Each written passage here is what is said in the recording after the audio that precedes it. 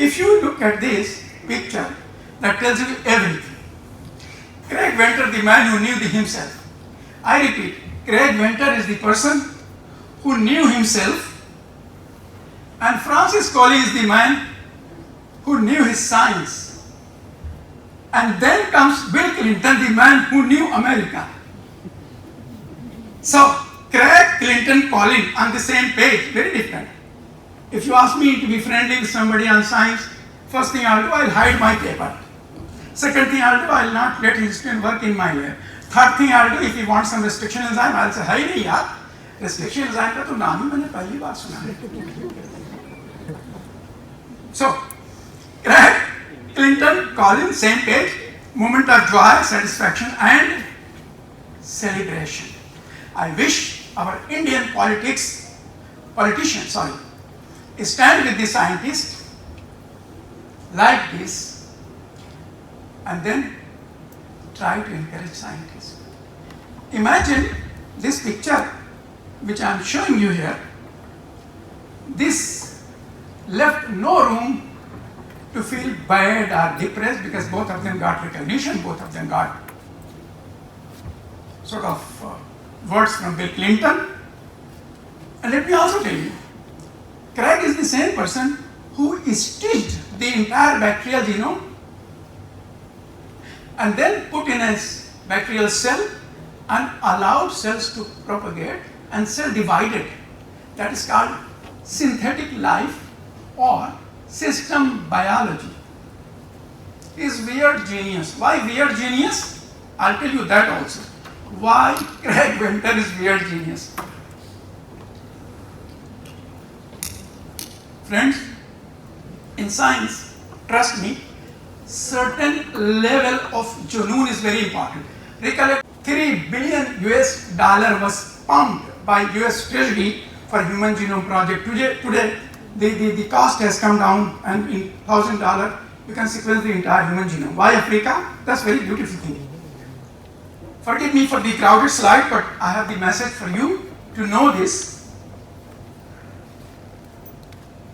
Africans have genetic variation and less intermixing compared to non-African population. This makes it easier to find variants and correlate the same with a specific condition. 3MAC can reveal gene variant that correlate with the health disease not found in Eurocentric studies. And 2 genes have been reported. The PCSK9 is a liver-secreted blood protein that promotes the degradation of low-density lipoprotein receptor, leading to reduced hepatic uptake of plasma cholesterol. That means this mutation can be correlated with this situation. Nucleotide variation in this gene has been linked to hypo and hyperglycemia. 2 nonsense mutations in the gene Y14-2X and C679X are associated with lifelong hypocholesteremia. If you have less cholesterol, means you are okay. And that provides a remarkable protection against coronary heart disease in African American. Don't get wrong ideas because of my lecture. The genetic association studies does not solve all the problem. Why? Because you have to take global population into consideration.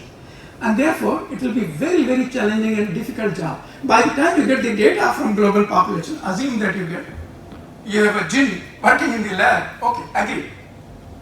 What happens? The person against whom you are preparing a medicine, so-called precise medicine, he will mutate, he will show mutation, then your precise medicine is gone. See, the real nitty-gritty problem is this. Now comes the next point. Beautiful.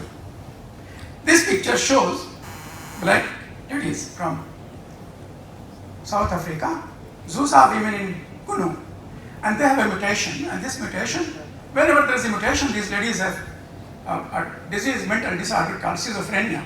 How many genes are involved in schizophrenia? If you look at the literature, 100 loci.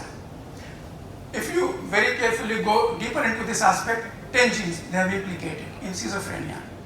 Now the point is, do these 10 genes collectively responsible, or suppose you get 1 gene away, 9 genes, will they do it?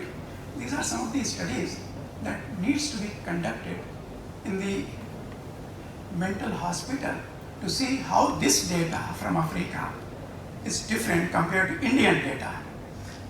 I'll take a couple of minutes to talk about something called system biology, because this is something I tell you, I like this so much. We all know we cannot work on the human system like guinea pig or mouse. Scientists have developed this embryo. This is the blastocyst stage. We want to know what all genes are expressing at what stage during the course of human development. And this cannot ever be studied unless and until you have a situation where you are able to operate out of the body, out of the human body.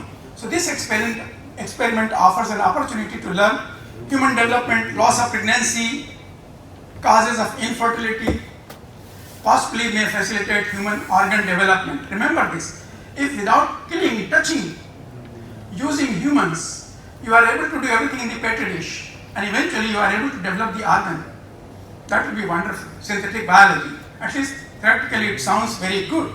And also, you have these cells in this condition, how many of them are actually totipotent, how many of them have differentiated, and how many of them are still going to behave more like a stem cell.